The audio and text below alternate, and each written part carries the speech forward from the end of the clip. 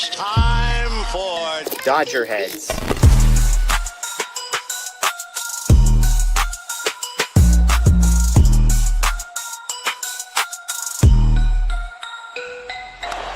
high fly ball into right field. Dodgers have won it all in 2020. Shohei Ohtani, 50-50 club. Strikes him out. There's a drive. Shohei Ohtani. Freeman hits the ball. She is gone. Bird to party, Los Angeles. Your Dodgers have won the World Series. Happy Sunday, Dodgers fans. Welcome into DodgerHeads Live, presented by DodgerBlue.com, part of the Medium Large Sports Network. My name is Jeff Spiegel, joined today by Anthony Witrado to, wait for it, celebrate a Dodgers victory. It's been a while since we could say that. But Anthony, happy Sunday to you, my friend. NFL is back. Happy Sunday to you. They are back in the W column. Season starts today, I heard, right? Yeah. So here we go. 1-0, baby, undefeated. 1-game win streak. Got to give a shout out to my guy, Boston Blake. His Pats got whooped by the Las Vegas Raiders today. So shout out to Blake and shout out to the Raiders for making my day happy. I was in the group chat and I was like, I don't know what to do with myself. The Raiders win. The Patriots lose. Mookie hits a home run. Kershaw is dealing. Robleski, one of my guys, dealing out of the bullpen. Jack Dreyer, my bold prediction at the beginning of the season, gets the save.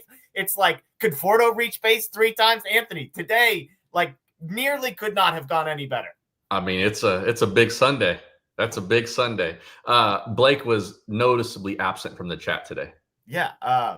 Some people are saying that. I hear my audio is weird. That's probably just me screaming. So apologies to people. I'll try and keep my audio levels to a normal rate coming out of my mouth now.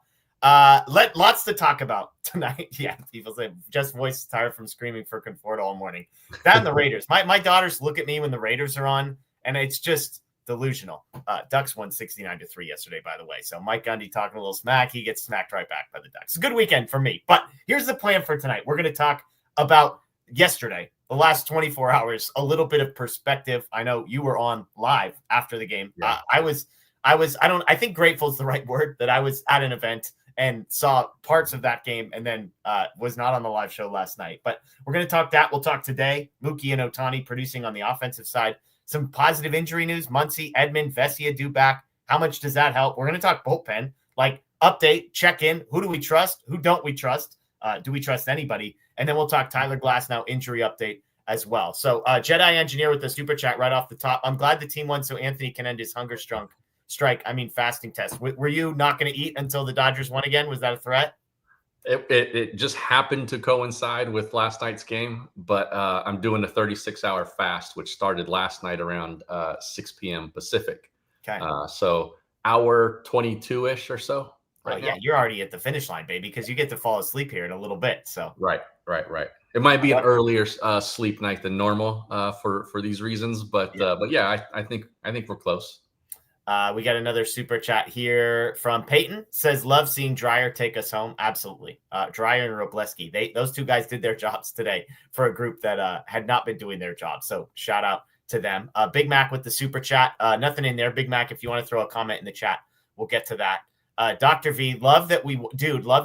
Shohei dogging it on the bases in the 9th reflects why this team has been so bad. Thoughts? I love Steven Nelson on the broadcast. Like, Shohei, read the room, buddy. That was kind of a funky one because I'm trying to tell the best story about everybody, right? Like, there was a world for most of that fly ball where it feels like it's either going to be a home run or potentially caught. And so you don't want to get too far off of your bag. That said, at some point, the guy basically stopped running and went to play the carom, and Ohtani went from first base to second base on that play. Rorfet, by the way, ended up scoring. So shout out to Ben, who played good defensively and scored on that play. How bad was that mistake by Ohtani? I didn't think it was huge. He didn't have a good read on the ball.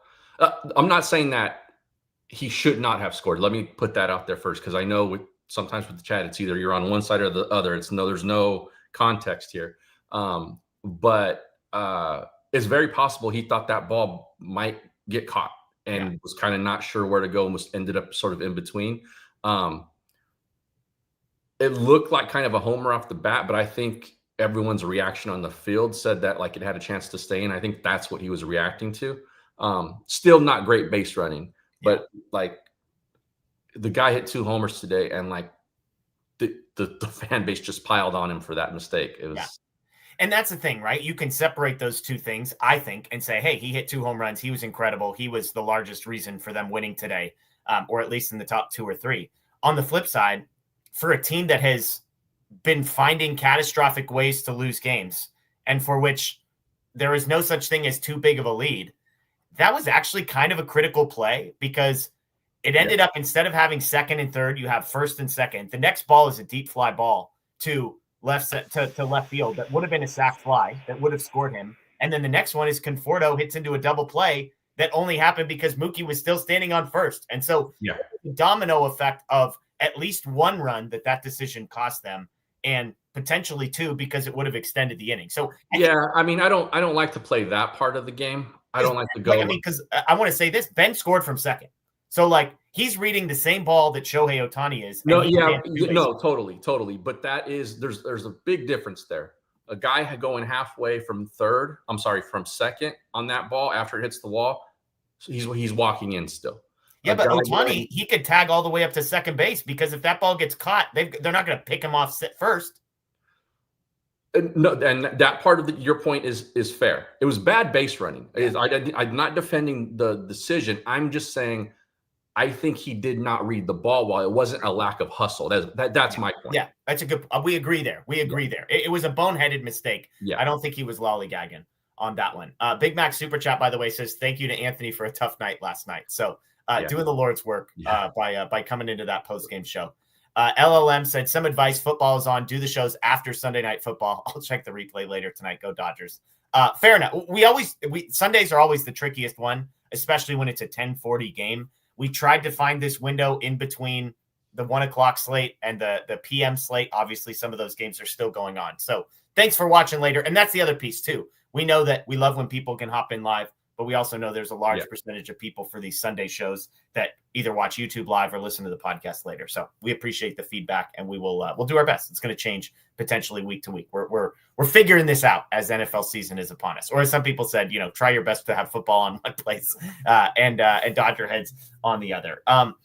Before we talk about today's game, Anthony, I do want to just kind of recap the last 24 hours because sometimes perspective is helpful. 24 hours later, I'll start here. Was that the worst regular season loss that you can remember from a Dodgers team? I was trying. I called it that it was last night.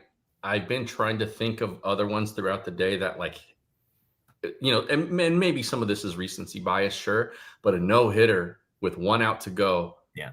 And then you still have a 2-run lead with nobody on base and you cough it up. And I think the context here matters of what the team is going through and all of that kind of stuff too. I couldn't think of one. Not in the regular season, at least. Yeah, I was just jotting down, not to give people PTSD, but the confluence of events that led to them losing last night, right? You've got the 3-game losing streak coming in. You've got the 8 2/3 no hit. You have a 3-0 lead with 1 out to go. You have a home run that gets out by a foot. Again, the wind blows a tiny bit, and that's a fly ball at the warning track. Yeah. You've got double hit by pitch, walk, run for Treinen, who, by the way, had 9 consecutive scoreless appearances before last night. So maybe there's one guy you felt decent about in Treinen, and he's the one crapping all over himself. And then they bring Tanner Scott in and all the PTSD that comes with him, and then he gives up the game-winning hit. I think if you would have given me half of those things, it still might have been the worst loss in recent memory.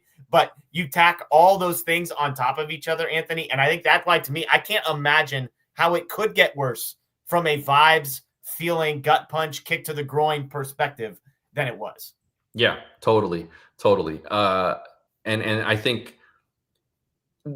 part of it too was it brought everyone to such a high of things have been so bad, and this isn't just you didn't win 4-1, it wasn't that kind of game. It was we are going to break out of this thing in the most amazing way possible by our stopper going out and throwing a no-hitter. Yeah. And then that ended and all right, man, still a fantastic outing, still a stud. get out of here with the win, have a chance to win the series tomorrow. And then in 10 minutes, that mood was completely gone. Yeah. And so I think when you factor in all of that too, is just like, whoa, like that. It was a gut punch. It was shell shock. It was, PTSD. It was all of that stuff. And if they were rolling through this thing and they had a 7-game lead in the division and they were chasing down 105, 106 wins or something like that, it would have just been a bad loss as opposed to what we're talking about now. Totally. Absolutely. And I want to clarify, because I see some people in the comments that are pissed off about the things I said about Ohtani a minute ago. Like, I don't think anybody on this team is completely above being questioned and critiqued for individual moments in play. So, like, if you want us to just sit here with a guy like Ohtani or Freddie Freeman or whoever and just say, like, hey, it's all good, he can never make a mistake, he's perfect, it's impossible for him to screw up, then knock yourself off. But we're talking about a game where they blew a 3-0 lead like 24 hours earlier with 2 outs in the 9th. I think it's fair to ask about why a guy doesn't advance to third, why he doesn't score on the sacrifice fly, why he doesn't break up a double play. So again, if you can't handle the nuance of, like, he was awesome today and he made one mistake and we're going to talk about both of those things, then I don't know, maybe this isn't the show for you. We're going to try and do both. We're going to try and be nuanced and try and be able to say both of those things. So, and if you don't think we've been consistent about calling guys out for making boneheaded mistakes, like, go Google Andy Pages when it comes to our show feed and tell me if we haven't been consistent about Teoscar Hernandez hustling or Pages being an idiot. Because, we're going to talk about that here in just a moment as well. Let's talk, because I know Pages is a thing that's had you fired up on social media today. Yeah. The home run that's allowed yesterday, there has been a lot of discourse about Pages' approach to that ball, which was run towards the wall and then play the carom. There's multiple layers to this, but I'll just hand the ball off to you and say, what is your reaction to Pages' effort, his approach 24 hours later? Yeah, it didn't change from last night. And I've seen a whole bunch of hot takes, and it seeped into the Dodgers clubhouse because they talked to Andy about it. I don't know that they have that conversation with him if it isn't a buzz, and Kristen Watson asked Dino about it and all of that kind of stuff. Yeah. So my feeling on it is still the same. He should have made the effort, at the very least for optics, considering what the situation was. He had no chance to catch that ball. And I think people are sort of not understanding descent angle and how that is a real factor here, where I thought back to when Ramon Laureano robbed Teo in San Diego. Okay. And I was like, I think I even asked in our chat, like, man, was that ball actually going out? Do we know? And it looked like it was going to be a home run when you saw the other angles, right? But because of the descent angle, it was coming down in a way that it was getting close to Laureano's glove before it even got to the wall. He was able to make that play. Had Laureano not been there, it clears the fence for sure. But because of the way it came down, he was able to get a glove on it. Where this ball came down, you over that ledge, looks like 3-ish feet maybe, until you get to that rail in Baltimore. The ball's trajectory was not coming down in the same way that ball did with Teo in San Diego. It was coming down essentially straight down, which is what typically happens on a high fly ball. It doesn't descend at the same angle that it ascends. It basically, you can see, if you look at my hand, it'll go up like this, right? And it doesn't go down like that. It goes up and then it goes down. And that's what this ball did. That wall, I think, is about 7 feet. Let's call Pages 6 foot. If he's going to make a play and get the glove to where that ball landed, because he didn't have a chance to get to it before it landed in that spot, you're looking at probably the pocket of his glove would have had to be about 12, 13 feet in the air for him to clear the wall, get across that ledge, and get the glove to where it's just basically an impossible catch. Or his shoulder's got to be 8 feet, and then his arm's got to be fully extended. Right. And so that was my whole point of the thing last night, is like, look, he wasn't going to catch the ball. But I totally agree with the folks. And my annoyance here is with the people who said he would have caught it if he tried. Yeah. I do agree wholeheartedly with the folks. Maddie and Norm were in here before the stream started, saying that he should have just tried for the optics of it, given the just no-hitter. run yourself into the wall Just for your pitcher's sake. 1,000,000% agree with that. Yeah. And I also saw people saying he didn't play today because of that. There's no, because it wasn't a hustle play. It was a judgment call on his part that he looked up and they talked about it on the broadcast today. He looked up, realized that the ball was way too high for him to have a chance. And so he backed up just in case it did happen to hit the wall. Yeah. It was a judgment call. That was not an effort call. Yeah. No, I agree. And it just fits the narrative, I think, with Pages, which is incredible player, but like sometimes the mental side of the game. And I'm not even talking I'm not saying he's dumb. I'm saying some of the high level mental side of baseball, as far as reading angles, reading the moment, being able to put all those things together. Because from a strictly like out of context baseball perspective, he did the right thing, which is try and limit that from being like a triple to maybe it's a double kind of a thing. If you can play the carom, because you're not going to catch it anyway. It was the moment of like, bro, you've just got to pretend to put your body on the line in that moment. You're not going to catch it. But in this moment, that's not what's important, because even if it's a triple, it doesn't really kill you any more than a double or a home run does in that spot.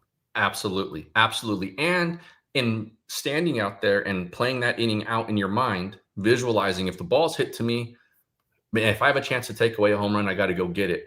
And at that point, before he realizes he doesn't have a chance, just go climb that gate and do what you can, man. Like, I mean, no one's going to fault you for that effort, right? And I get it, like in the moment, it's tougher, but you gotta. I think the fact that he sort of backed off the wall, looking for in case it caromed, like it was just all of it looked bad. So I understand the frustration there, but he was not going to catch the ball if he tried to get up there. Totally agree. Phil, by the way, if it was Bo Jackson, he would have run up the wall, stood there and caught it. At least we know Pages isn't Bo Jackson. We have established that. Bo would have just high jumped the entire 7-foot wall and stood there and waited for the ball to come down. Well, that was the one that Steven Nelson kept referencing both on social media and during the game. Was a game from, I don't know exactly the league that it was being played in, but they told the story of the guy who basically stood up on top of the wall and caught it. That's what Pages needed to do there. So I saw on Reddit too. I saw someone in right field in Baltimore. It must have been this season. I think it was Arizona. Maybe did bring back a home run. It was a completely different play, but they cut out that player and put it in the situation last night where Pages was, and they were totally serious. If he would have done this, look at where this guy's glove is now. It is like, what? It doesn't work like that, dude. Crazy. Baseball Geek, I was wrong. Miguel Rojas is a leader. He played hard. Grad Roberts benched Pages and Tejo. Again, he benched them very much up to interpretation, I suppose. Yeah. Heard Clayton's interview. He ended by saying, put on your big pants and just play. So there you go. Look, I've said about Miguel Rojas that I was wrong about Miguel Rojas. He's been incredibly valuable to this team, obviously defensively, but also offensively. And I would say being able to play as many games lately as he has. I mean, that was one of the concerns, was he's not an everyday player. He's basically been an everyday player for a little while there. So kudos to him. And again, shout out to Clayton Kershaw. We're going to talk about him in just a moment, but the Dodgers needed a stopper, and he was that guy today. Yeah. They got 2 stops in this series. They just couldn't close out the first one. Glad they were able to do it today. And a good call out here from Miggy Rowe is because he had to fill the same sort of this same role last season, which was an unexpected thing after Mookie got hurt and all of that. And he did it well. And he's doing it again. So kudos to him. We've both commented in the past of like how he's a valuable player, but you don't want him having to be out there every day, because he gets on pace for 500 plate appearances, and you're going to see why he's not a star player or, a regular. But he's held his own, and he's been one of the more consistent offensive players on the roster right now. So big shout out to him, because, he's living it. And he'll be an interesting one. We're going to talk in a moment about what happens when Tommy Edman comes back later this week, and Rojas is going to be right firmly in the midst of that. Gabriel with the $10 super chat. My dad wanted to break something after last night's game. I told him, go get your weed and relax. He felt a whole lot better. So, there you go. Everyone copes differently. Yeah. Cole said, no lie, when Dreyer gave up the single in the 9th today, I thought, oh no, not again. I tweeted Dodgers handshake with giving up hits with 2 outs in the 9th. So look, there's not a single Dodgers fan that didn't clench a little bit, Anthony, when that 2-out single went, right? I had the same thought as Cole. Yep. Well, and then it got worse, right? Because they panned to the bullpen and Kirby Yates was warming And up. Kirby Yates was going, yeah. I'm like, buddy, I will die with Jack Dreyer on the mound. He could walk the next 4 in a row, and I would trust him more in the 5th batter than I would for Kirby Yates. Thankfully, our guys saved us from any of that. Wayne said, I took my kids to the Friday and Saturday games. It was a good life lesson in disappointment. Yikes, Wayne. Yikes. Dodgers games aren't supposed to be life lessons in disappointment. I'm still optimistic about the season due to Muncy coming back. That's kind of a perfect segue into sort of the next question that I wanted to ask you is the game last night, it feels like it's the type of thing that is either going to spark a team and wake them up, smelling salts to the nth degree, or it's like the last 4 shovels of dirt that just puts them firmly under the ground to where they can't come back up. Like, based on what you saw today, do you have any degree of confidence that it's going to be the former and not the latter? Yeah, I think it's the former. I think this team's too talented, and the pitching is still healthy enough and good enough that like they're not gonna just on pure talent alone, it won't fold. The tent won't fold like that. Yeah. And that's not a huge endorsement. I think again, like you're gonna get an outing where Snell or Glasnow or Ohtani or somebody gives you 6 or 7, or like Yamamoto did, right? He's going to give you 7 shutout innings, 7 one-run innings, something like that, where like you're on that day you score, and it's so I think they're just too talented for it to totally collapse. But what I said last night is I've lost a massive amount of confidence that this team can consistently put it together enough when it counts next month to support the starters enough, the starting rotation enough. Because I had been saying they got a puncher's chance. They got the best rotation going into October if it's healthy. And now I'm starting to believe that even with that, even if they are healthy going into October, I just don't like the way the things have looked so far. And it's hard to trust that it's going to turn the corner just because the calendar changes. Yeah. Kershaw had similar sentiments after the game, saying we're too good for it not to turn around, was Clayton Kershaw's quote. And again, he goes out there and pitched really, really well today. So that's helpful. I think we can set the rotation aside as something we feel good about. Are you more concerned about the offense or the bullpen right now? That might seem like a dumb question, but it's a genuine one. Yeah. I know the bullpen is gotten all the heat and it's in the spotlight. It's under those heat lamps. But for me, the bigger concern is the offense, because it's a lot of guys that should be producing more that aren't producing enough, and it's been a significantly long enough sample size where they've been this way. Yeah, to think, man, the help that they have coming, is it enough? Yeah, because they're facing bad teams and bad starting pitchers, and there's just nothing there. There's nothing there. Even when they get guys on, the days that they're able to put runners on base, they're scratching across 2 runs, and it's not enough to win in October. It's not enough to support the rotation. And even if the bullpen is good, or even like good enough, if every single game in October every situation you put them in is a 1-run tie game, high leverage situation because you can't score, eventually any bullpen is going to fall. They're going to falter. Someone's going to give up that run that loses the game. It'll happen to the best of them, and regardless of if you're taxed or tired or hurt or whatever. So the bigger concern right now for me is definitely the offense, especially because it was supposed to be one of the things that carried this team. Yeah. And we're going to talk in a little bit about, obviously you've got 2 guys coming back that could be a boost to that group, but I think it's fair to say, hey, we might need to see a week of Muncy and Edman and see how things shake out. Obviously Will Smith, what happens with him and as he comes back from this hand injury, losing Dalton Rushing, who hasn't been very good, but I think it's safe to say offensively, at least he's an upgrade over Ben. And so just figuring out kind of the rotation of guys offensively and who plays when and whether they can find some consistency is going to be an interesting one. And that that is part of little of the frustration too, is some of the guys who happen to be producing could have their playing time cut because these guys come back. Yeah, absolutely. A couple guys offensively that I just want to shout out real quick because they have not been the problem is Mookie Betts and Shohei Ohtani. Over the last 2 days, they are 7 for 17 with 3 walks. They have 7 RBIs, 3 home runs, a triple as well. And so this is a duo at the top of the lineup that when the offense has started to struggle, if you want to talk about guys who kind of put their big boy pants on and stepped up for this team, Yamamoto 1, Kershaw 2, Ohtani and Betts 3 and 4, like not in order, but those 4 guys have not, they've stepped up to the plate over the last couple of days. And again, baseball is a team sport. 4 guys can't carry you, even if it's 3 at a time. But those 2 offensively, at least, have been in a different gear the last couple of days. And that's crucial, right? Because as important as it is to get Tommy Edman or Miguel Rojas or whoever at the bottom of the lineup producing, the most important thing is Shohei Ohtani and Mookie Betts being right, Freddie Freeman being right. And so at least the good news right now, Anthony, is those 2 dudes, 2 games, I get it, but the last 2 backs against the wall, it feels like the fire turned on underneath them. Yeah. Hopefully this can sustain.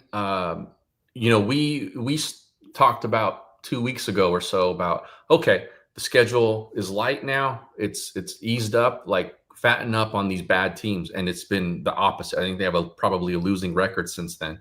And they got the Rockies coming into town now. And so, I mean, those are, I don't want to say it's like a must sweep, but it feels like a must win series at the very, very least. And maybe against that pitching staff, again, the offense can kind of get going. We saw some guys sort of get going in Colorado. Maybe part of that was being in Denver and not so much the Rockies, but we'll get a chance to see, which was which this week. Yeah, absolutely. Peyton with the super chat. Positives to take away for this last stretch, for the upcoming stretch. Will, Muncy, Edman, Dalton, Glasnow, Vesia, all expected back. 2 big series against the Phils and San Francisco are home games. And third, we're still ahead of the Madres. But I mean, that middle part, because we're going to talk health in a second, 3 against Colorado. And then they've got a 10-game stretch where it's 7 games against the Giants and 3 games against the Phillies. So on one hand, you get 3 games against the Phillies, which is the team that you need to catch if you want to not only win the division, but hopefully get yourselves into a bye situation.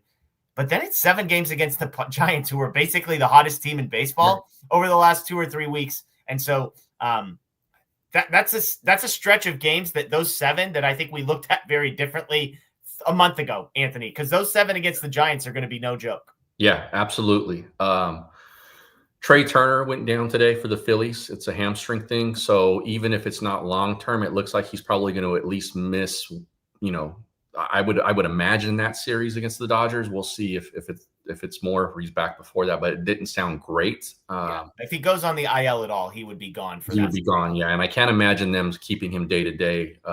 He had a really bad hamstring injury last season that kind of took him out for a while. So I would imagine they'd be cautious, which would probably mean an IL stint and getting him healthy for October. So we'll see. But they become massive series. One, because the Dodgers have played so poorly and they haven't gotten the separation they need, and they're still chasing the Phillies. And then also because the Giants are suddenly playing like a good team. Yeah. And so, these games against them aren't so much, they're not the Rockies. Yeah, no, you're absolutely right. And I mean, the Giants were a team that, I think a lot of us, everybody probably wrote off a little bit. But as we sit here now, I mean, they're 4 games back of the Mets for the final wild card spot. And the way they're playing lately and the way everybody else in the National League seems to be playing, who knows? I wouldn't say that's completely unattainable. People were talking about the Giants being spoilers in this stretch for the Dodgers. It might be the Dodgers being spoilers for the Giants now. Let's go. Matthew Moreno just sent us this stat. Dodgers are 7-14 against sub 500 teams since July 28th. So there you go. 7-14 against under 500 teams. Among Us Academy super chat. And what about on the optics of Pages not trying on the home run robbery? What about the optics of defensive sub Justin Dean airmailing Scott's hit so that there was no play at home on the winning run? It was definitely not a great play for the center fielder. It looked like he struggled to get the ball out of his glove, and then the throw was terrible. I don't know if it's a perfect throw, if there even is a play at the plate. I was going to say there was 2 outs. The guy was running on contact, and it was hit so softly that Dean had to come in from essentially a longer way than if it was, kind of barreled up a little more. Yeah. Yeah. I think the airmail part of the throw was because he knew this thing has to be 100 miles an hour for me to have a chance. And so he just let it fly. Yeah. David with the super chat, the big highlight today, the bullpen didn't F it up. There you go. Sure. Yeah. Cole said, I don't like thinking this way, but Sugano, 3 innings, 7 hits, 4 runs. Maybe his foot injury wasn't that bad. We will see if he makes his next start. Yeah, you never know. Peyton says, is it time to try Bobby Miller in the bullpen? We're going to talk bullpen here in a second, and let's table this. We'll come back to this, Peyton, I promise. And then Rod says, why don't base runners pay more attention to their third base coach? I'm not just talking about Ohtani's mistake, but base runners in general. I don't know. I've joked a little bit here about Dino and how much I trust him at third base to make some of those decisions. So I think, even Rojas today, he scores on that play where he's halfway between third and home on, the safety squeeze. And I don't know what the heck he was thinking, because he started running towards the plate when the catcher threw the ball. So he was basically asking for a pickle. He got lucky there, but just base running's been a mess all over the place. Yeah, the base running has been really bad this season. And I think it just goes to the overall feeling of lack of focus and lack of attention to detail with this club. There was some chatter early in the chat here before the stream got started about the interview David Vassay did with Buster Olney, and Buster Olney, who was a different Buster Olney at that time. He was a beat writer when the Yankees repeated, and talking about what that season looked like for the Yankees, and drew some comparisons to what this one looks like for the Dodgers. And I think gave some people who are looking for hopium some of it, because it was like, that it was a trudge through that regular season for the Yankees. And Joe Torre called them out for their lackadaisical play and, all of that kind of stuff. So it happens. And there is such thing as a championship hangover. And I think that it's very natural for teams to sort of lose some of that edge and sense of urgency a year after they win it. Not to say that they've, that they're tanking or, giving it up or whatever. It's just a natural, all right, do I need to score from first here on this ball in the gap with less than 2 outs? Or, can I kind of just ease into third base? It's, sometimes it's that kind of stuff too. So, but yeah, it's one of the things we talked about, Jeff, I think it was last week, the 5 things that we want to watch over this last, at that time, 25 games or so was, does this team sort of get their focus back? Yeah. So far, no. Yeah, absolutely. Some guys, right? Some guys you've seen improved focus. Yeah, but sure. On the whole, it still feels like it's a little sloppy at times. Let's talk injury updates. Muncy and Vesia due back tomorrow at the start of this Colorado series. Tommy Edman is due back at some point later in the week, it sounds like, or at some point in the Colorado series, maybe is a better way of putting it. Let's start on the offensive side. How many problems in your mind get fixed with Muncy and Edman due back on that side of things? Yeah, I said a little earlier, this is my biggest concern. This is the side of the ball that I'm most worried about. It's going to help for sure. Even if Edman still, can't find the pop that he had early in the season, but he's able to have better, more competitive at bats. That's going to be a plus. And then Muncy, bringing the Max Muncy stuff that we saw after he came back from the knee injury. That's a huge linchpin in the middle of this lineup, which is going to for sure help. So you take away probably 2 spots in the order that were unproductive, and you replace them with 1.5, because we'll see what Edman does, but who are probably going to be productive. Yeah. I just don't know if these 2 guys are enough to fix the problems that the offense has had over the last, pick a time frame. In all honesty, it's been a long time now, well before the All-Star break. And so I think that they're a sight for sore eyes, both of them. But when we're talking about the offense, while it's going to help, I'm going to have to see more from the rest of the lineup to be okay, now this is an offense that I can trust going into the playoffs, because right now you plug in 1 more productive guy, maybe even 2 more productive guys, and it's okay, well, where are they at now? They're not 28th in the league anymore. Maybe they're like 17th. And it's like, is that a good enough offense to win? Yeah. No, I think it's an interesting point. I mean, because I think that Muncy, let's separate these two. Muncy is going to help the offense. He's Absolutely. going to be a massive upgrade over whoever he replaces in the lineup.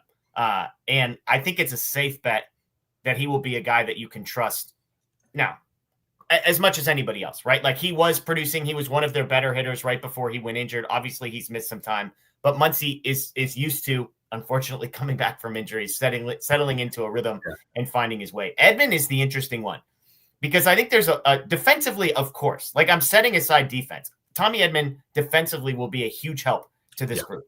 Yeah.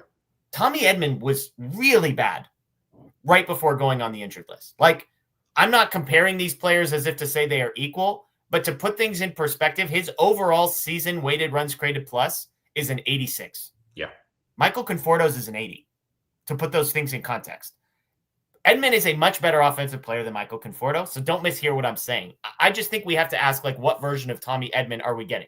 I don't think it's 25, 30 home run Tommy Edman we saw at the beginning of the season, but it's like, dude, I just need like 100 weighted runs created plus version of Tommy Edman, because if we get that, then I think it becomes a difference maker when you're replacing Ha-Seong Kim or Michael Conforto or Alex Freeland or whoever gets replaced.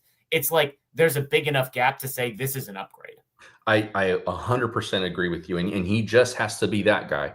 You know, back in the day when we were begging for Mookie to just be that league average player, you know, it would have been a big help then. And, you know, he's turned it around, you know, since then. But for Edman, I think it's the same now. And part of his struggles happened after he had gotten hurt, and we found out he clearly was not completely healthy. And I think that's why they've been so cautious with him this time around, is because for as bad as they need him, I think they saw what a diminished version of Edman looks like, and they're like, that does us no good. We need to get you as healthy as possible, as close to 100% at this point as possible. You know, and then maybe you are a contributor again offensively, and also able to play in the outfield where he's needed right now. And so, that is my hope with Edman, is that he's healthy enough now that he can return to some of that form that we saw early in the season. We'll see. Again, the jury's going to be out for me on that. I'm not going to just come in and say, you know, he's going to be that guy, because I did that the first time and then come to find out he wasn't right. And he was bad, like really bad. And so I'm with you. Muncy is an instant impact kind of guy. But again, with all of the stuff that has ailed this offense in the last few months, one guy like that isn't going to turn it around. Like if you just dump Shohei into this lineup, I don't think it completely turns it around. Like you need a lot more than this, including the stuff like the focus stuff, the bad base running, and you know the hitting with runners, and the situational hitting, all that kind of stuff. And all of that has to improve now. Yeah. The interesting thing will be, obviously Muncy comes back.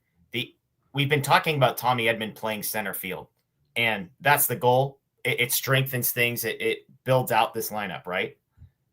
And yet, like, now that we're actually talking about it, are we positive that Tommy Edman in center field, which essentially takes Conforto out of the lineup, versus Tommy Edman potentially playing second base and taking somebody like Ha-Seong Kim out of the lineup? Like, I do the math on where this goes, and I think the Dodgers have two choices. You're basically deciding, like, do you want Tommy Edman in the outfield and Miguel Rojas at second base, or do you want Tommy Edman at second base and Michael Conforto in left field? And I think the easy answer is Miguel Rojas to me, but I'm curious if you land in the same place, that Edman plays center field, Miguel Rojas moves from third base to second base, and Ha-Seong Kim is kind of the odd man out alongside Michael Conforto.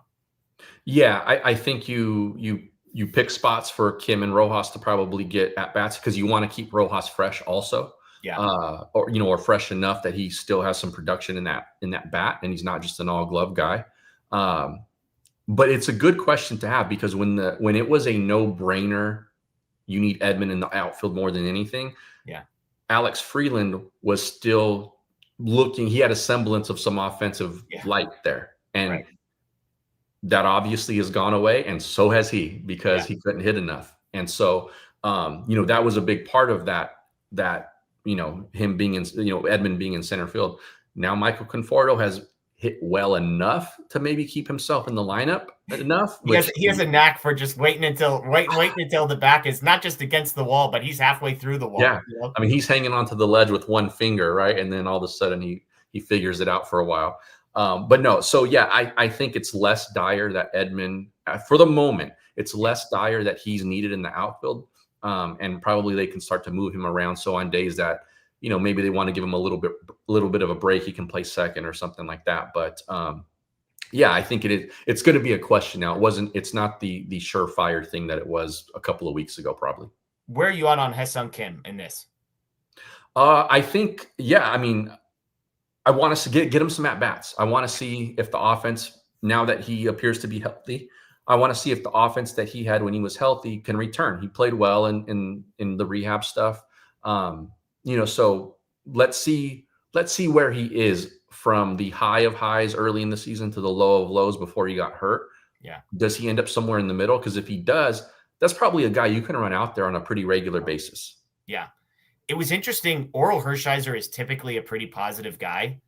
And when he was talking about Ha-Seong Kim offensively, I wouldn't describe what he was talking about as positive. He framed it as like, this guy could be a Gold Glover tomorrow. Absolutely. But he was basically like, offensively seems like we need a little bit of work. And I mean, he's 1 for 10 since coming back from injury. And the one was a ground ball that the pitcher stuck his foot out today. That was the one hit Ha-Seong Kim has had. And look, everybody's going to crap on me because they think I hate Ha-Seong Kim. I just haven't seen competitive at-bats. I haven't seen a real threat offensively. It's 10 at-bats. It's a few games. But as I look at this and I look at like, where are the continued at-bats going to come from? Because it's not going to be over Miguel Rojas if we're talking about somebody on the infield, right? And I actually think, I know that our admin posted, hey, maybe it's a Rojas and Kim platoon. I think it's going to be Rojas and Conforto, and people aren't going to want to hear that. But like Rojas against left-handed pitching this year is 850 OPS. So Rojas is going to play against lefties, and they probably don't want him being an everyday guy. But like Kim is a massive upgrade defensively over Conforto. Kim at second base, Conforto in left field. Yeah. But like, again, I'm the guy that's been riding Conforto all year, so people are going to take this with a grain of salt. That's why I'm asking you, somebody who's way more unbiased. Yeah. But like, I just think the at-bat quality of Conforto that he gives you, and he's not killing you in left field. He's not good, but he's not killing you out there either. I don't know. You can tell me I'm crazy if you want. Yeah, no, I think it's going to be a combination of all of this. I really do. Because, again, I don't think they want Miguel Rojas playing out there every single day. Like, I don't. I think they want to get him off of his feet and give him breaks here and there. And that means then Kim's at second base. I'd be curious to see if they also just say, you know what? Kim's going to be an outfielder for a while too. Yeah. You know what I mean? And I think there's part of that that's probably still in play, at least in like the third page of plans or something like that. Yeah. I think it still exists. So I hear what you're saying, and it's a good point. I think it's going to be, for lack of a better answer, I do think it's going to be, a combination of those things, where sometimes it's going to be, when you take those three guys, it'll be a carousel of all of them, of the two of those three playing on the same day, just kind of in rotation. I don't think it's going to be a strict anything with those three. Well, and it's only one of the three. If Edman is playing every day and Muncy is playing every day, it's Rojas, Kim, and Conforto as the three guys for one spot will be the interesting sort of how they bounce. And again, Rojas against lefties makes a ton of sense because he's been the best hitter of those three by far and is solid defensively. It's against right-handed pitching that will just something to keep an eye on is what I would tell people. Is it going to be Conforto? Is it going to be Kim? Or are they going to trot Rojas out there where his OPS is like 200 points lower against right-handed pitching compared to left-handed pitching? On the other side of things, Alex Vesia also due back tomorrow. Let's talk impact in a second. My first question is, whose spot on the roster does Alex Vesia take? Because on the pitching side of things right now, I'll just read the list. It's Bonda, Kasparius, Dreyer, Glasnow, Enriquez, Kershaw, Kopech, Scott, Sheehan, Snell, Trinan, Robleski, Yamamoto, and Yates. And I know everybody's going to jump to Yates and Tanner Scott. I would be shocked if one of those two guys is off of this roster tomorrow. I know people would love a phantom IL. The Dodgers, I'm sure there's a lot of policing going on to make sure that doesn't happen, which basically means Edgardo Enriquez, Justin Robleski, and Ben Kasparius are kind of the three names of guys they could just option down. Emmett Sheehan as well. They could option down to AAA and then figure it out from there. The problem is a couple of the names I just mentioned are in my top 4 or 5 guys I trust right now. So whose spot does Vesia take, do you think? Yeah, I think it's going to probably end up being one of the optional guys. I could see it being Kasparius. Not that he's not back. I say all these names here come with the caveat that I think they're all back at some point and possibly on the playoff roster still. I think for now, for like the day Vesia comes back, I could see it being Kasparius. I know people don't like this, but I could even potentially see it being Enriquez.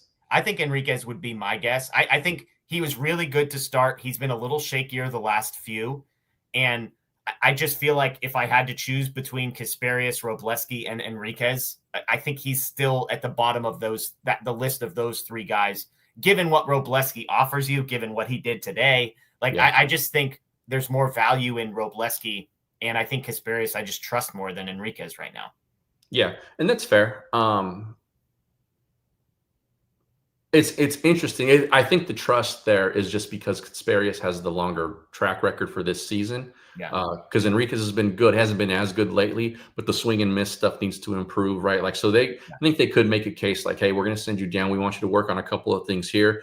We still see you as part of our October plan if we can get this right. I think at the moment it's probably going to be something like that. But these numbers games in a bullpen, especially in a Dodger bullpen, have a way of working themselves out. Yeah, real quick, by the way, I don't know, says Conforto in the 4 spot. The Dodgers just don't care. None of it makes sense. I'm glad you brought this up. Dodgers 5-0. 5-0 in games when Michael Conforto's batting cleanup, in case anybody was wondering. So it's true. They have no regard for the rest of the league, Anthony. When they put that guy in, they are undefeated. They literally never lose, and that's not fair. So I agree with I don't know that the Dodgers need to care more about the rest of the league, and they need to start paying attention to that. Let me ask you this, Jeff. Okay. We still have our "Who do we trust in the pen" segment to go, right? That's next on my agenda. I'll save my question to you. Okay, so my question was with Vesia back tomorrow. Again, let's just use the entire group of pitching that includes Vesia and the guy that they're going to send down because we don't know who that is. I have 4 names that I would say I trust right now, and I'm curious how many of those 4 names are on your list, or if your list is smaller than 4, as far as guys in the bullpen that if they come out in a 2-run game in the 9th, I feel good about it. I have 4 names on the list. Who do you have on your list? Okay.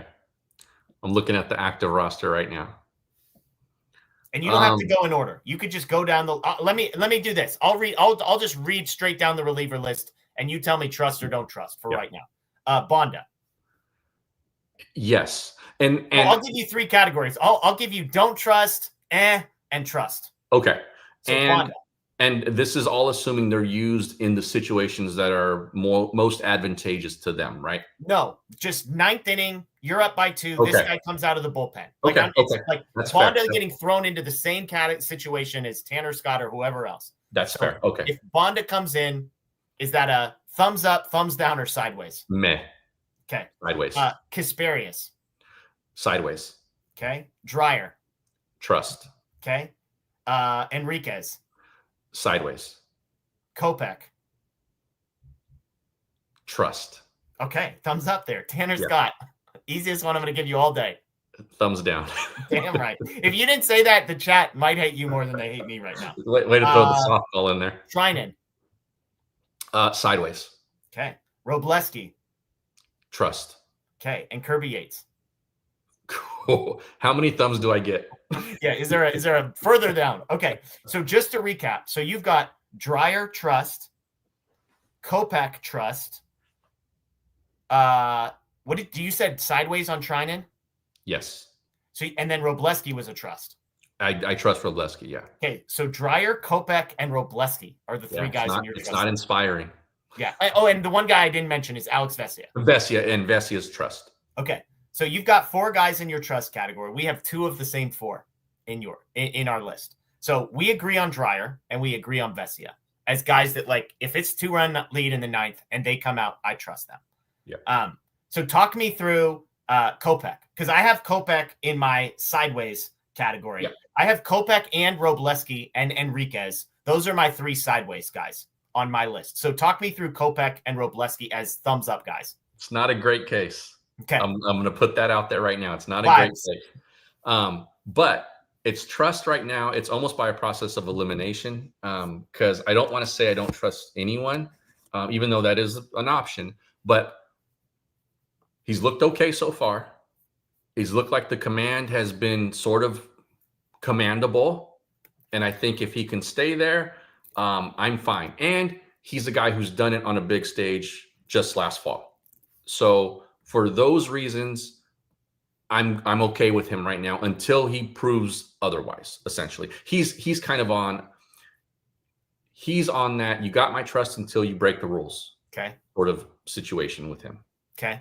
And then what about Robleski? I've got him sideways. I know he was really good today, so it might be a little recency biased. He had a couple up and down appearances like a week or so ago. So the last 5 innings have been good. A few struggles before that. I obviously love Robleski. So it hurts me that somebody else on here has more of a thumbs up attitude than me, but you've got him in that group.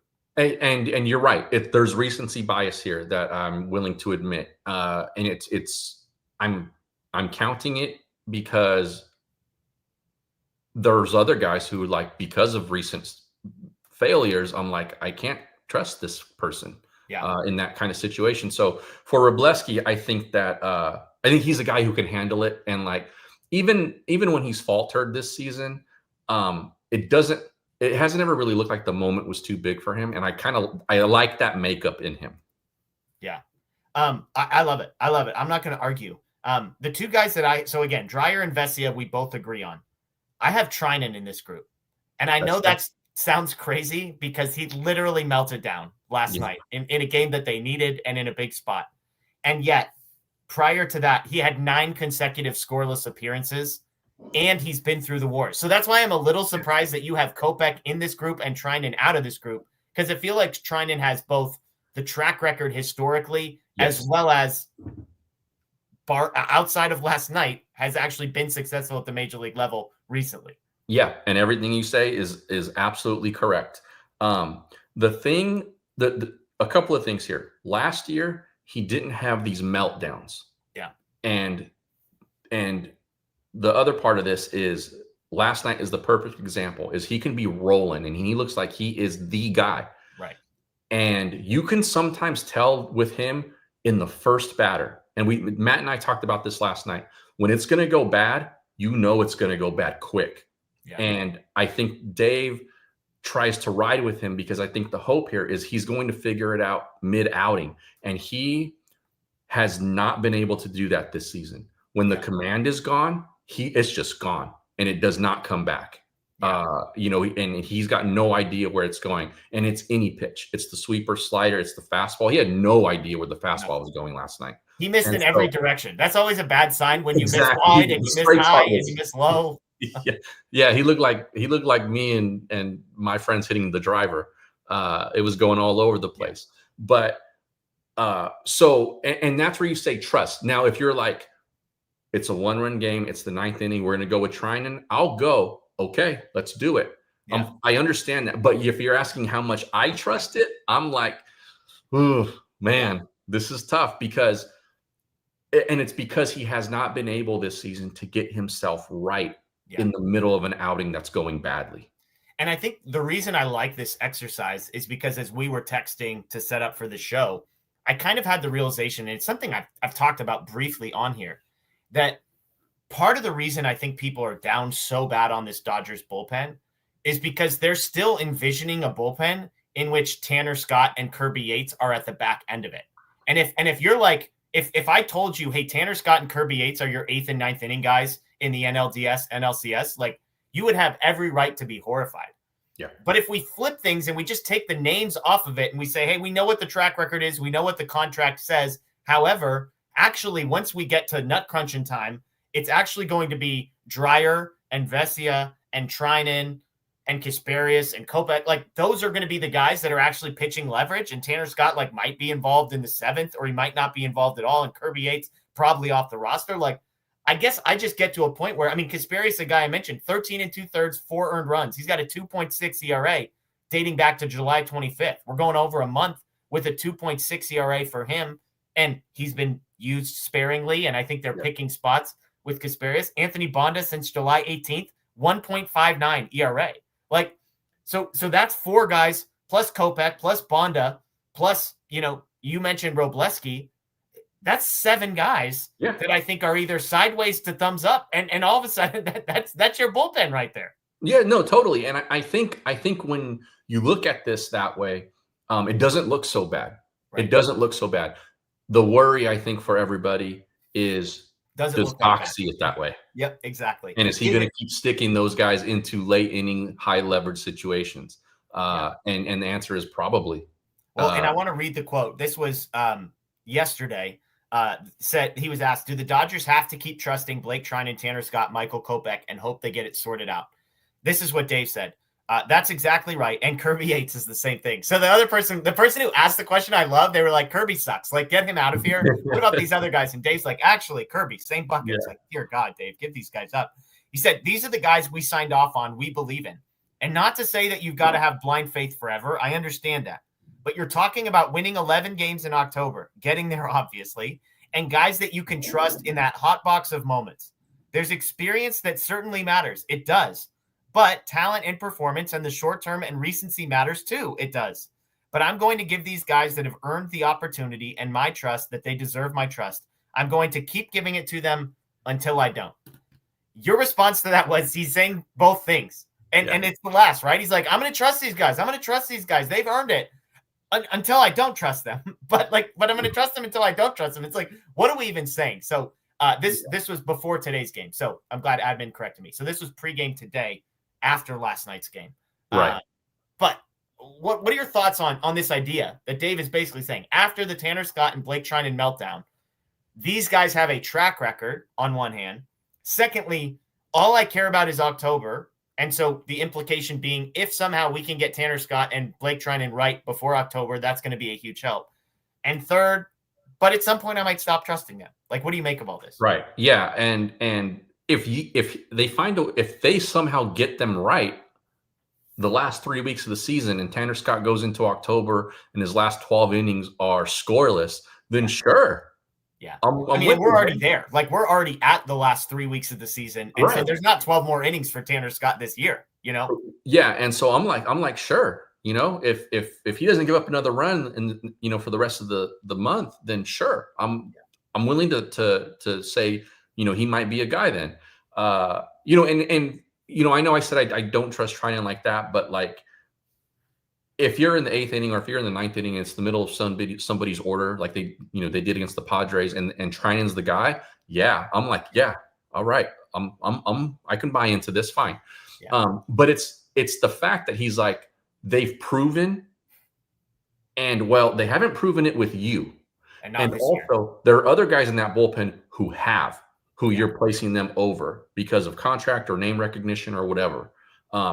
But that's the part where I was like, you trust him till you don't, and you're talking about track records, and other guys have those track records with you, with this team, with this season, and you're saying I'm pushing them to the side for a Tanner Scott at the moment. Like, I don't dig that, and that's why I'm like, I don't know if Dave buys into like the stuff we were just talking about, right? Like, he might still throw Tanner Scott out there. Yeah. Admin says, Kyle Hurt, you are in the postseason bullpen. And we'll go back to the Bobby Miller conversation earlier. Like, that's what's so interesting. Kyle Hurt, by the way, has made 2 appearances down in Oklahoma City. His first one inning, a hit, a walk, and an earned run. His second appearance, 2 innings, 2 hits, no runs, 1 walk, 4 strikeouts for Kyle Hurt in that game. That was on September 5th, so a couple of days ago. But this is what's interesting, right? Is I think when you're not really getting into specifics, you're like, well, Tanner Scott sucks and Kirby Yates sucks. And like, yeah, okay. But like, unless those guys are going to be entirely off of the postseason roster, you've still got to crunch, because we just mentioned 7 or 8 guys who have been pretty good. So it's like, hey, Kyle Hurt, super impressive. Like, is he better than Enriquez? Maybe. Is he better than Justin Robleski? Maybe. Is he better than Ben Casparius? Like, maybe, but like, it's not, is Kyle Hurt better than Tanner Scott? Because Tanner Scott's either going to be in based on reputation, period, it doesn't matter, or he's going to be off because he sucks. But it's not going to be like, man, do we like Tanner Scott or Kyle Hurt more? Like, it's either we believe in reputation and he's in, or we don't believe in reputation and he's out, and Kyle Hurt's an entirely separate conversation. And so there are, like, again, 7 or 8 guys that I think have been sideways to thumbs up over the last month of the season. The problem has been it's the big name, high profile closer, Tanner Scott and Kirby Yates, that's been a disaster. Yeah, absolutely. And I'm with you. There is not going to be a Kyle Hurt, Tanner Scott kind of debate, right? Unless in those next 10 outings in September, Tanner Scott gives up 13 runs. Like, then maybe we'll have that conversation. Like, by we, I mean the internal team at Dodger Stadium. But yeah, if he's, if he goes out in those next 10 outings and gives up 6 runs, not great, Bob. He's still going to be there. Totally. And that won't be a conversation. Also, for Hurt and Bobby Miller, those types to get on the playoff roster now, it's going to have to be an injury situation to somebody else too. It could be. Yeah, for sure. And again, we don't know exactly what they think about Enriquez. We don't know entirely, like, are they out on Casparius? They haven't really been using him in leverage spots. Again, it was Yates warming up today, not Ben Casparius. So that tells me a little bit of something. We got some super chats back to back. This was a little while ago. Said, Jeff, are there still 5 guys you like from the pen? There are 4 guys I like from the pen right now.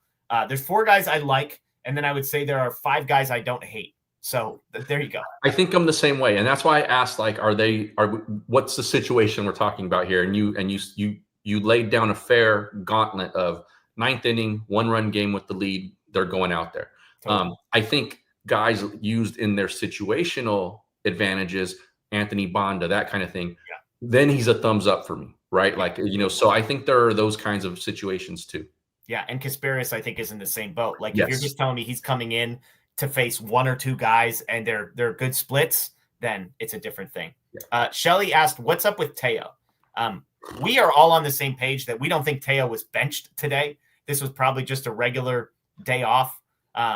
Again, like it or not, Conforto was in there. Alex Call was in there. Kike was in center field. It was like a bizarro outfield alignment. But there's not really anything up with Teoscar Hernandez. He just hasn't been very good. He hasn't been good. Yeah, it's that. He has not been good. And I think now you just always have the magnifying glass on the defensive stuff. And even that ball, in Pittsburgh where he gave the effort on, he's a bad outfielder, so he didn't get to it. And so it just all piles up and looks worse. But like, the bottom line is, last year he hit, and this year he's not. And I don't think it's a thing that, like, anyone's really been able to pinpoint for sure with him. It's just been, aside from the chase stuff and the lack of walks and those kinds of, like, those go hand in hand. I think they're intertwined. That stuff has to change. I really think that's the only way he starts to turn this thing around, is if he can become more selective the way he was last season. And I say that relative to him, because he's always been a chase kind of a guy. But he was much more selective, at least last season. And I think his walk rate is maybe cut in half from last year, or even more than that. And it's bad. I think you're seeing the results of that big deficiency in his approach. Yeah, absolutely. I'm having mic problems. I think they're temporarily sorted out. So we'll just go with this. Sorry if the quality isn't that great from here on out. One more super chat here from Cole. Kike needs to be put on blast. He needs to be a professional and produce now. He shouldn't get a pass. We cannot wait until October. Kike has been really, really bad. I agree with everything on the first half of this, except for the last sentence, which is Kike is literally the guy that I'm willing to wait until October for, because somehow every single year he produces once the lights go on. And I know it seems crazy, and I thought it was crazy for a while, and I've just given up that argument. He just figures it out, and he's awesome in the postseason. So I'm willing to wait. Yeah, that's fair. For as much as they're counting on him right now, I would like to see him have some better quality at bats. But I think the hope is once Muncy's back, once Edman's back, then you'll start to see Kike back in the role that he's fit for and that he should have. And then they'll unleash him in October. Yeah, that's the goal. That's the goal, at least. One other note we should mention, by the way, news story from today. Shohei Ohtani tied Mookie Betts' season record for leadoff home runs at 12. A few weeks to go, Anthony. Safe bet that Ohtani gets one more leadoff home run and breaks this record with 13? I would think so, yeah. Yeah, I'm with you. I mean, just don't bet against Shohei Ohtani is the moral of the story here. Last news note here. I know we're past the hour mark. We'll do a few minutes of questions here. I want to talk about Tyler Glasnow's back injury. The latest that we have, he was scratched the other day. He flew back to Los Angeles to visit with doctors regarding his back. Dave was quoted yesterday as saying, quote, "Nothing came of it, so I think we dodged a bullet." He was playing catch yesterday, so we expect to pencil him in soon. Clarified today, I believe, that the plan is for him to start one of the games against the Rockies Monday, Tuesday, or Wednesday. With a guy like Glasnow, on one hand, he's playing catch, expected to start. On the other hand, it's Tyler Glasnow. How concerned are you? That is the biggest part of this, is that it's Tyler Glasnow. Yeah. Because typically for a pitcher, back tightness, that can happen, especially a guy who's on the other side of 30, right? Sure. Yeah, I get it. And the fact that he's playing catch already, and they're like, yeah, like we want to pencil him into the Rocky series.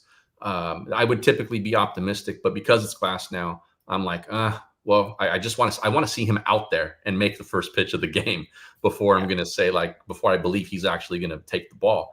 And the whole dodge the bullet stuff is like the kiss of death with Dave Roberts when he gives injury updates. And so, I am very skeptical that he's going to be okay for the rest of the season. I think maybe he takes the ball this next turn, he makes that start.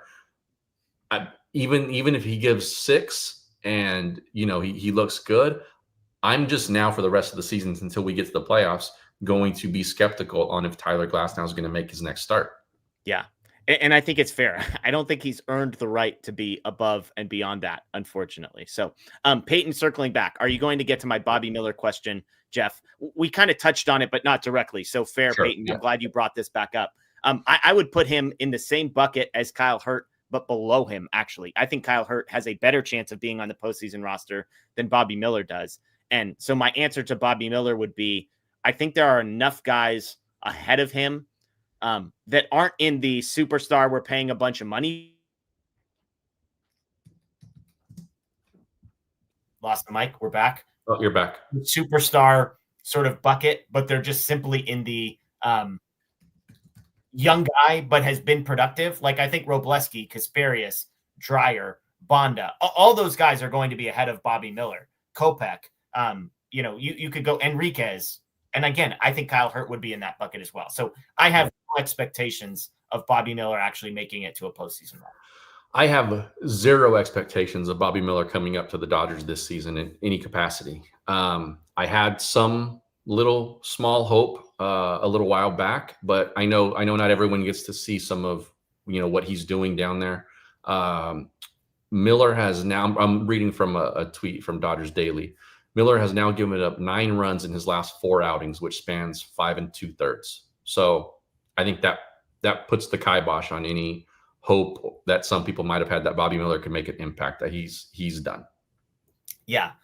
His last 4 outings, just to build off that, his last 4 outings he has allowed runs in.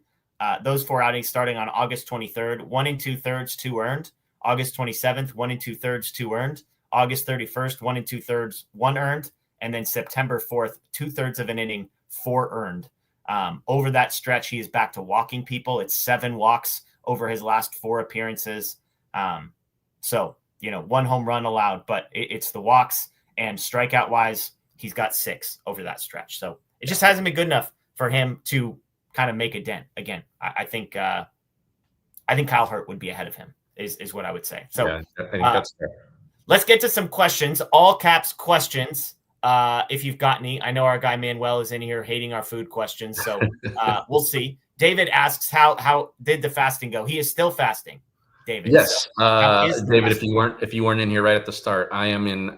It's 5 p.m. Pacific now, so I am in the 23rd hour. It started at 6 p.m. on Saturday night. So 36-hour fast. I'm at hour 23. Okay, there you go. I'm hungry, but it's not dire. I think I'm going to be all right until bedtime. Yeah, I love it. Fasting is like an in thing now. I mean, obviously there's religious people that have been doing it for thousands of years, but intermittent fasting and, that kind of stuff. Okay, let's get to some of these questions. We'll take 5 or 6 and then go from there. Let's see. Oh, Dodgers Hub. They talk about the lineup earlier. Will Kike be the everyday starter in October over Kim, Rojas, and Conforto? I would lean yes. I think he's at like the bottom of this list for the regular season, and it's him versus Rojas for the postseason. But I just think they're going to give Kike opportunities come October. Yeah, if Rojas continues to produce the way he is offensively, I think it's going to be, kind of a toss-up, and it'll depend on what the lineup looks like on that night and who can play where. But Kim, Conforto, absolutely. I would think so. And I think Kim's spot in October probably is more of the bench guy who comes in for pinch running or maybe even a defensive replacement to kind of shift the infield around. Like if they got a 2-run lead in the 9th and they don't want Max Muncy in there or something like that, they can kind of shift things. But yeah, I think unless he just goes on an absolute offensive tear, I think the role for Kim that best fits him in October is coming off the bench. Yeah, I'm with you. TQT, just last week, you guys both said that you would choose the Dodgers roster over any other playoff roster. Are you still that confident? Yeah, I'll go first here. This is a good call out. So I appreciate the question.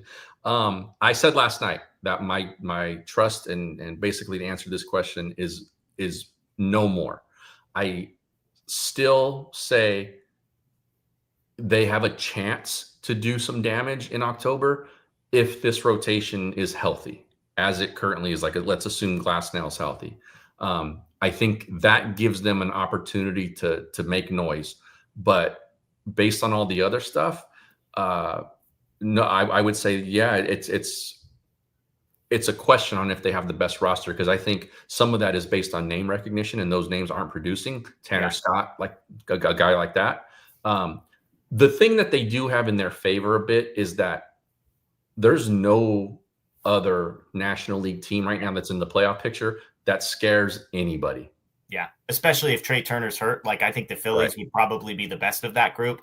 But yeah, I mean, yes, my answer is yes. And I think what I would encourage people is, like, we get hyper focused on the Dodgers and we obsess about one team. And so we are so much more aware of their flaws. Like, I almost joked with you today, Anthony, because you tweeted about the Dodgers lineup and you were basically like, this is one of the saddest lineups of all time or something like that. And I almost responded with, how many guys in the Orioles lineup today can you name? Because it's like, and again, it was a joke way more than anything else. And I didn't even send it.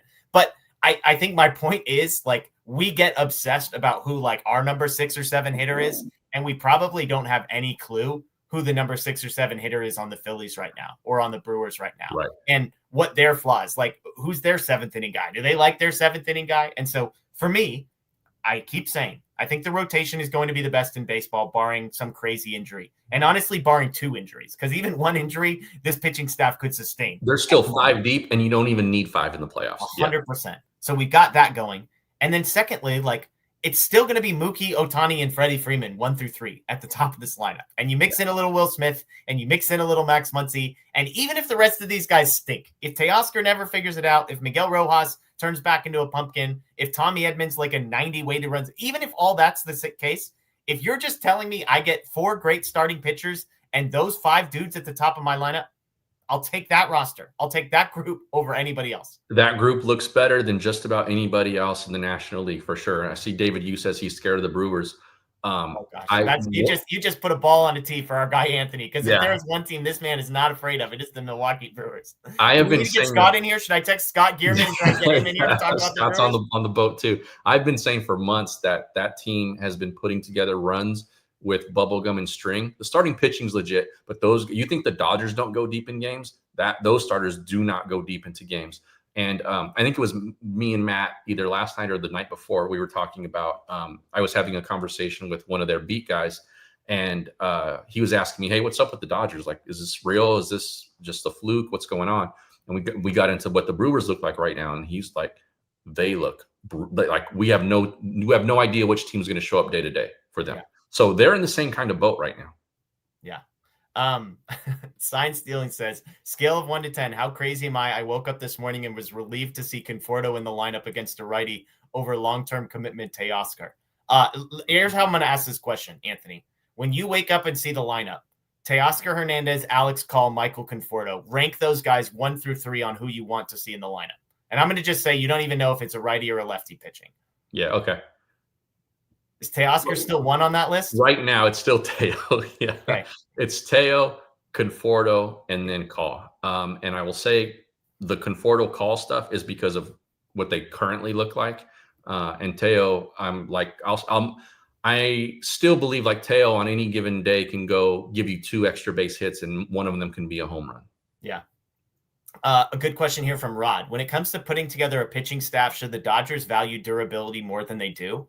My answer is no. And the reason is because if they get this group of dudes to the finish line and into October, then that's the goal. It's not to get guys that are throwing 200 innings. It's to wake up on the first day of the playoffs and be like, oh, Yamamoto, Snell, Ohtani and Glasnow. Those are our 4 dudes. If you can get there, that makes all of the lack of durability worth it. It is simply the gamble that they will be healthy at the end. So for me, 2025 is the reason I would say no. 2024 would be the reason you would say yes, that they should value durability more, but that's the risk they take. Yeah. And they won in 2024 anyway. So maybe 2024 is the reason they shouldn't give a crap about durability from starting pitchers. I don't know. Yeah, totally. Look, I think you take these starters, this rotation into the postseason like that, and they're going to be scary to deal with. Yeah. Just from a pitching standpoint. Noah asks, were you impressed with the new catcher, Ben? His bunts, situational hitting, catching, etc. You big Ben guy over there, Anthony? Look, man, he's come in and done the job. I respect that. He's been put into kind of a no-win situation, and he's gone out there and he's done exactly what's been asked of him. Props for that, man. Absolutely. I think you have to say something about the fact that the 2 starts he's caught have been good ones, Yamamoto and then Kershaw. I just like his demeanor behind the plate. I'll say that. Even last night when things were falling apart, he was kind of giving guys positive feedback when they actually threw a strike. He's like, hey, there you go. You got this kind of a thing. Look, he stinks at hitting. And good for him for being willing to lay down a bunt. He gets in front of the ball. We don't have 5 pass balls or wild pitches like Dalton Rushing allowed. So, look, he's not the worst third catcher in the history of the world. I don't think he's a good third catcher, but he's not the worst one either. Manuel wants to know, my food question is, when will we stop talking about food? Manuel, we're a show of the people. At the hour 18 mark here, if people want to ask us food questions, and we've got 2 ones lined up for you here, Manuel, we're going to answer them. And so apologies if people are not into the food things. There seem to be a number of people that enjoy them, and we save it to the very end so that if you're not interested, you can turn it off. Iris asks, what are people having for dinner? I'm having Zanku chicken. Sorry if I mispronounced that. Anthony's having nothing for dinner. Having water. He's having water. I think Iris threw this in on purpose. Yeah, it's true. I picked up a bag of frozen buffalo wings from Costco yesterday, just Tyson buffalo wings. But if you throw those bad boys in the air fryer, they are incredible. I'm talking, if you handed me these at a restaurant, I would be perfectly happy with them. So I had a lot of buffalo wings yesterday, and there's still a bag of them in the freezer downstairs. Your boy might be going back for more. So buffalo wings is probably my answer. Last one here, back-to-back wants to know, Anthony, if you had to eat one meal for the rest of your life, every single meal, what would you pick? Man, it might be street tacos or probably steak. Steak's a good one. I was going to say breakfast burritos is one that kicks around because I just love breakfast burritos. Steak, I think, is a great one. Yeah, I think I'll go breakfast burritos just for the sake of it. David wants to know, has Manuel ever eaten before? Not sure, Manuel. Hopefully we need to get, maybe he eats like Blake. Maybe that's the problem here. It's hard to say. Ethan says water with a 1/4 tablespoon of salt if you get headaches, Anthony, from a fellow faster. So there you go. Good to know. Thank you, Ethan. Noah, last super chat. Food questions are great. I'm sure you've seen my posts. Yeah, absolutely. Look, again, I think a majority of people are somewhere between thumbs sideways and thumbs up to the food questions. So apologies Dong wants to know lemonade or fruit punch Gatorade. Definitely fruit punch Gatorade. I'm not a big lemonade guy. The lemonade in that story was for my daughters. So. Definitely the lemon lime for me. Yeah, there you go. There you go. Okay. Well, everybody, that's going to do it for us. Again, the headline here, the Dodgers on a 1-game winning streak after beating the Orioles. Watch out now, folks. This team has not lost in a long time. Some people are saying almost 24 hours since the last time they lost. So shout out to the Dodgers. Padres won as well. So 1-game lead in the division. The Phillies did lose, so they gained 1 game up on, or inched closer towards the Phillies as far as for the number 2 seed in the National League. But we appreciate everybody joining us as always on the Sunday night show. We mentioned it at the beginning. Stay tuned for timing on this. We're going to try and time this sort of post-game. Do we do it late? Do we do it after football games, during football games, before football games? So stay tuned on Sunday night timing. We're going to work on that, and we'll announce that right here on the YouTube channel, Dodger Blue 1958 on social media as well. So that is Anthony Witrado. I am Jeff Spiegel. Folks, enjoy the rest of your Sunday. As always, go Dodgers, and yes, still champs.